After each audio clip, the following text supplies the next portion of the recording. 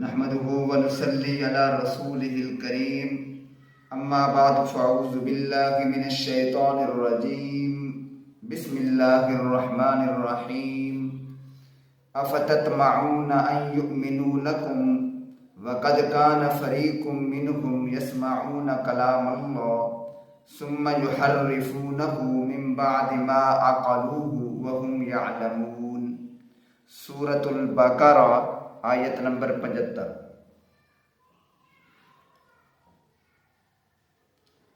فرمایا اللہ پاک نے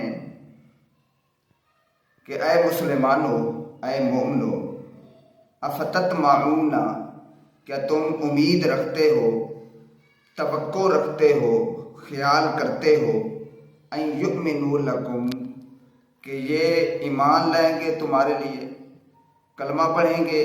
وقد کان فریق منہم، ان میں سے ایک فریق تھا، ٹولہ تھا، جماعت تھی، گروہ تھا، یسمعون کلام اللہ، جو اللہ کا کلام سنتا تھا، ثم یحرفونہ، پھر بدل ڈالتا تھا اس کو، تحریف کر ڈالتا تھا اس میں، من بعد ما عقلوہ، جان بوجھ کر، وہم یعلمون، حالانکہ وہ جانتے بھی تھے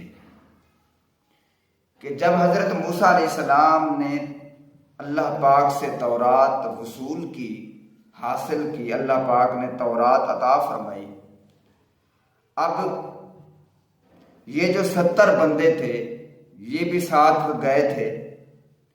جب انہوں نے اللہ کی کلام سنی، اللہ کی باتیں سنی، انہوں نے آ کے پچھلی قوم کو آ کے بتایا کہ تمہارے رب نے یہ اعلان کیا ہے کہ اگر تمہاری دل کرے تورات پہ عمل کر لو، اگر نہ کرے تو تورات کے احکامات کو چھوڑ دو، حالانکہ اللہ پاک نے یہ اعلان نہیں فرمایا تھا۔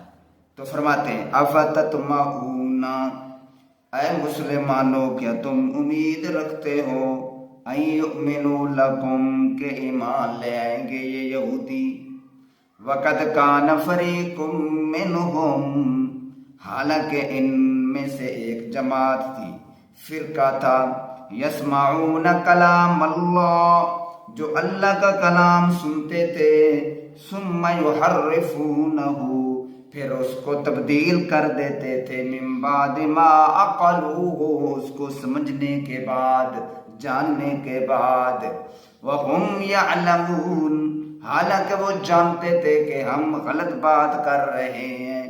وَإِذَا لَقُوا الَّذِينَ آمَنُوا قَالُوا آمَنَّا۔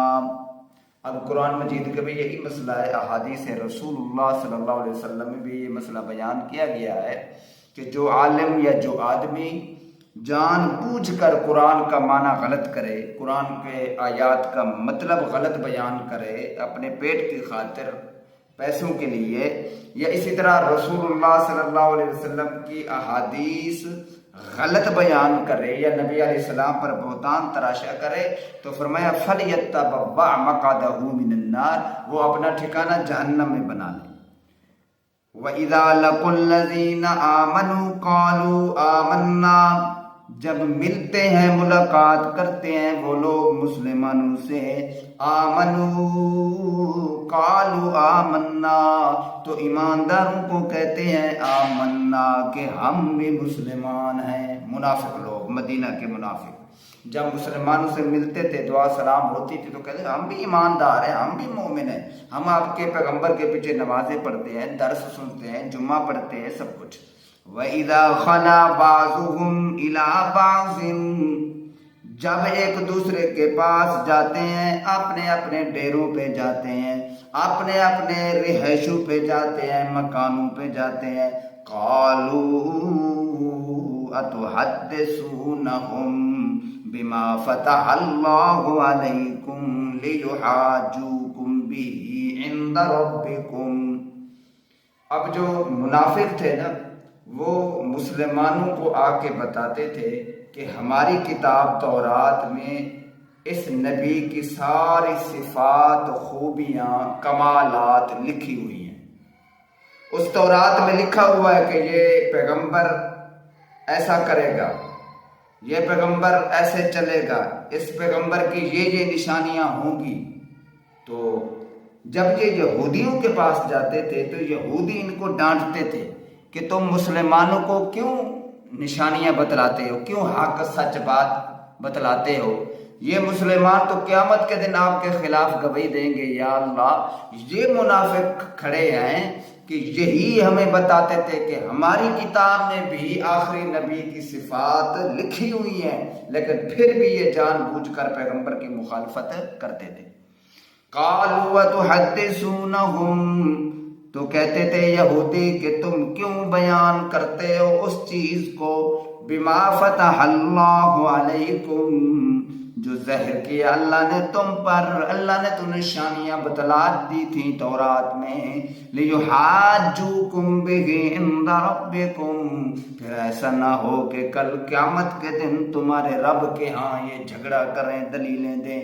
افلا تعقلون، تم کیوں نہیں سمجھتے، یعنی ایسی باتیں نہ کرو کیونکہ کل تم پھنس جاؤ گے۔ پھر اولا یعلمون، اللہ فرماتے ہیں کہ وہ نہیں جانتے کہ ان اللہ یعلم ما یسرون وما یعلنون، کہ اللہ کو تو سب کچھ معلوم ہے، جو کچھ وہ چھپاتے ہیں یا جو کچھ ظاہر کرتے ہیں۔ تم بتلاؤ نہ بتلاؤ، میں اللہ تو اپنے پیغمبر کو ہر بات بتلا دیتا ہوں۔ اب لوگ کہتے ہیں کہ بھئی ہمارے پیر بھی، ہمارے ولی بھی، ہمارے بزرگ بھی، ہمارے قبر والے بھی جانتے ہیں۔ نہیں، اللہ پاک نے نفی کر دی ہے۔ اللہ پاک کی شان یہ ہے انہ یعلم السر واخفا، اللہ چھپے ہوئے رازوں کو، باتوں کو جانتا ہے۔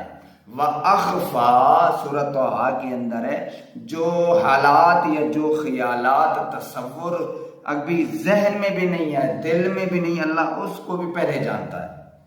وَمِنْهُمْ، اسی طرح اللہ تعالیٰ فرماتے ہیں قرآن کے اندر، وَمَا يَشْعُرُونَ أَيَّانَ يُبْعَثُونَ، جن کے بارے تم عقیدہ رکھتے ہو کہ یہ بھی جانتے ہیں، سب کچھ دیکھ رہے ہیں، جان رہے ہیں کہ بندہ کیا کر رہا ہے، ان کا مرید کیا کر رہا ہے۔ اللہ فرماتے ہیں یہ تو مر گئے، ان کو اپنے اٹھنے کا بھی علم نہیں، یہ تو تمہارا حال کس طرح جانتے ہیں۔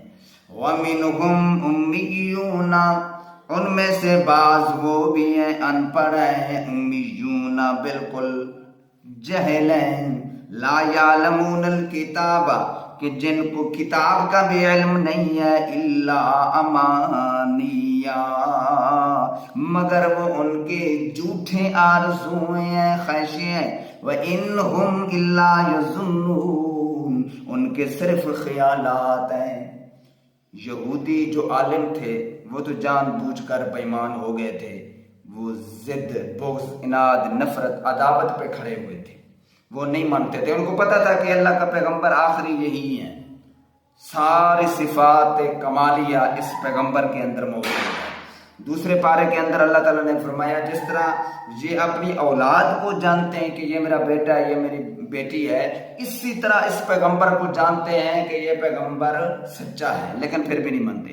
باقی رہ گئے عوام جو جہل تھے، جن کو سمجھو کتاب کا علم نہیں تھا، ان کے پاس کچھ بھی مسائل کا علم نہیں تھا، وہ کیا کہتے تھے؟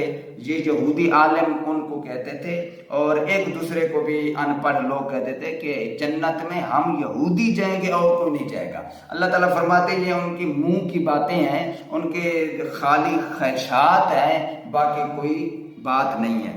فَوَيْلٌ لِّلَّذِينَ يَكْتُبُونَ الْكِتَابَ بِأَيْدِيهِمْ، بس بربادی ہے ان کے لیے، یکتبون الکتاب، جو لکھتے ہیں کتاب اپنے ہاتھ سے، ثم یقولون ھذا من عند اللہ، پھر بھی کہتے ہیں کہ یہ اللہ کی طرف سے ہے۔ فوائل، ویل کا معنی ہوتا ہے بربادی، تباہی، ہلاکت۔ ویل ایک جہنم کی وادی کا بھی نام ہے۔ ویل لکل ہمزۃ لمزہ، ہلاکت ہو اس آدمی کے لیے جو چغلیاں کرتا ہے، عیب جوئی کرتا ہے۔ اچھا، یہاں بھی وہی لفظ ہے فوائل۔ اللہ تعالیٰ فرماتے ہیں یہودیوں کے پاس کوئی ان پڑھ بندہ آتا تھا، پوچھتا تھا کہ اس کتاب کے تورات کے احکامات کیا ہے، کیا اس کتاب میں آخری پیغمبر کی صفات ہے؟ تو وہ کہتے تھے بالکل نہیں ہے، کچھ بھی نہیں ہے۔ تو فرمایا کبھی کبھی یوں کرتے تھے کہ اصل جو صفات ہوتی تھی نا نبی علیہ السلام کی، وہ کاٹ دیتے تھے، اپنے ہاتھ سے قلم سے وہ لکھ دیتے تھے، پھر بھی لوگوں کو کہتے بھئی یہ اللہ کی کتاب ہے۔ کیوں؟ لِيَشْتَرُوا بِهِ ثَمَنًا قَلِيلًا، تاکہ ان کو پیسے مل جاتے تھے۔ وہ مریدین ان کو پیسے دیتے تھے کہ تم حق بیان کیا عالم صاحب، مولوی صاحب۔ فَوَيْلٌ لَّهُم مِّمَّا كَتَبَتْ أَيْدِيهِمْ، ہلاکت ہے، خرابی ہے ان کے لیے، ان کے ہاتھوں کے لیے جو انہوں نے لکھا۔ وَوَيْلٌ لَّهُم مِّمَّا يَكْسِبُونَ، لعنت تو ایسی کمائی پر جو انہوں نے کمائی ہے۔ یعنی پیسے لیتے تھے تو نبی علیہ السلام کی صفات کاٹ دیتے تھے۔ فرمایا وَقَالُوا لَن تَمَسَّنَا النَّارُ، اور یہودی کہتے ہیں کہ ہم کو ہرگز آگ نہیں لگے گی، نہیں چھوئے گی، الا ایاما معدودہ، مگر چند دن گنے چنے۔ یہودیوں کا عقیدہ تھا کہ ہم جتنی بھی یہودی ہیں اس دنیا میں آگے آئیں گے جو گزر گئے، ان کا عقیدہ تھا کہ ہم صرف چند دن جہنم میں رہیں گے، دوزخ میں، پھر ہم جنت میں چلے جائیں گے۔ کیوں بھائی چند دن جہنم میں جائیں گے؟ کیونکہ ہمارے باپ دادے نے، موسیٰ علیہ السلام کی قوم نے بچھڑے کی عبادت کی تھی، بس وہی سزا ہمیں ملے گی، باقی ہم جنت میں ہوں گے۔ تو اللہ تعالیٰ فرماتے ہیں قل، میرا پیغمبر جواب دے، اتخذتم عند اللہ عہدا، کیا تم جنت کے اندر جانے کا اللہ سے وعدہ کر لیا ہے؟ کہ تم نے اللہ سے وعدہ کیا ہے کہ ہم کو ضرور جنت میں بھیجنا، اور پھر اللہ نے بھی کہا ہو کہ تم نے ضرور جنت میں آنا ہے۔ فَلَن يُخْلِفَ اللَّهُ وَعْدَهُ، کہ اب ہرگز اللہ خلاف نہیں کرے گا اپنے اقرار اور اپنے وعدے کے۔ ام تقولون علی اللہ ما لا تعلمون، بلکہ تم اللہ پر ایسے باتیں گھڑتے ہو، کہتے ہو جو تم کو علم بھی نہیں ہے۔ یعنی سر عام لوگوں کو کہتے تھے کہ ہم جتنے بھی یہودی ہیں ہم سب جنت میں جائیں گے، اور نہ مسلمان جنت میں جائیں گے، نہ عیسائی جنت میں جائیں گے، نہ مشرکین مکہ جنت میں جائیں گے، بلکہ ہم یہودی صرف جنت میں جائیں گے۔ اور اللہ تعالیٰ فرماتے ہیں کہ تم نے اللہ سے وعدہ کروا لیا ہے کہ تم کو ضرور جنت میں بھیجے گا، کیوں ایسے باتیں کرتے ہو جن کو اللہ پر بہتان تراشیاں کرتے ہو جو تم کو علم بھی نہیں ہے؟ بلا من کسب سیئۃ، کیوں نہیں، یعنی کیا مطلب؟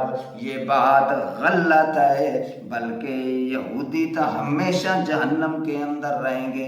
بلا من کسب سیئۃ، جس نے بھی گناہ کیا ہو اور گھیر لے گی اس کو جہنم، خطیئت، یعنی اس نے جو برے کام کیے، خطا کی، غلطی کی، جس طرح رسول اللہ صلی اللہ علیہ وسلم نے فرمایا، لفظ آ گیا، حدیث یاد آ گئی، آپ نے فرمایا ہر بنی آدم خطا کا پتلا ہے، مگر سب سے بہترین وہ آدمی ہے جو خطا کر کے، غلطی کر کے، رب کی نافرمانی کر کے پھر آ کے روتا ہے، توبہ کرتا ہے، تو ایسے بندے کی اللہ توبہ قبول فرما لیتا ہے۔ فَأُولَٰئِكَ أَصْحَابُ النَّارِ هُمْ فِيهَا خَالِدُونَ، اگر تم نے قرآن کی نہ مانی، اگر تم نے میرے نبی کے فرمان کی نہ مانی، اگر تم نے میرے قرآن کے اعلان کی نہ مانی، بیان کی نہ مانی، تو سن لو فَأُولَٰئِكَ أَصْحَابُ النَّارِ، او یہودیو، تسبیح پڑھو تو کوئی فائدہ نہیں، حج کرو تو کوئی فائدہ نہیں، اپنے میاں اپنی شریعت پہ جتنا بھی عمل کرو کوئی فائدہ نہیں، کیونکہ تمہاری شریعت منسوخ ہو گئی ہے، تمہارے پیغمبر کی کتاب منسوخ ہو گئی، اب قرآن مجید کا دور آ گیا ہے، قیامت تک چلے گا۔ فَأُولَٰئِكَ أَصْحَابُ النَّارِ هُمْ فِيهَا خَالِدُونَ، اب تم جہنم والے بن گئے ہو، ہمیشہ رہو گے۔ والذین آمنوا، اور وہ لوگ جو ایمان لے، میرے قرآن کو مانا، میرے پیغمبر کی تسکین کی، میرے پیغمبر کا کلمہ پڑھا، میرے پیغمبر کی معیت میں رہے، صحبت میں رہے، محفل میں رہے، میرے پیغمبر کے بازو کے ساتھ بازو دیا، کندھا دیا، محنت کی، تعاون کیا۔ فرمایا وَعَمِلُوا الصَّالِحَاتِ، نیک عمل بھی کیے۔ دیکھو نا، اب بھی ایمان کے بعد شرط ہے کہ نیک عمل بھی کرنے ہیں. ایسے نہ ہو کہ میں موحد ہوں، میں توحیدی ہوں، مجھے نماز پڑھنے کی ضرورت نہیں ہے، مجھے روزے رکھنے کی ضرورت نہیں ہے، مجھے تراویح پڑھنے کی ضرورت نہیں ہے. نہیں، یہ غلط فہمی ہے اور شیطانی دھوکہ ہے. اولئک اصحاب الجنہ، اللہ فرماتے ہیں جنہوں نے کلمہ بھی پڑھا، ایمان بھی لے، عمل بھی کیے نیک، اولئک اصحاب الجنہ، یہی لوگ جنت والے ہیں. ان کو ہم جنت کی ٹکٹیں تو دنیا میں دے رہے ہیں. یا اللہ کتنے دن جنت میں رہیں گے؟ ہم فیہا خالدون، ہمیشہ یہ جنت میں رہیں گے، ان کو نکالنے والا کوئی بھی نہیں ہوگا. دعا ہے کہ اللہ مجھے بھی آپ سب کو عمل کرنے کی توفیق عطا فرمائے. واخر دعوانا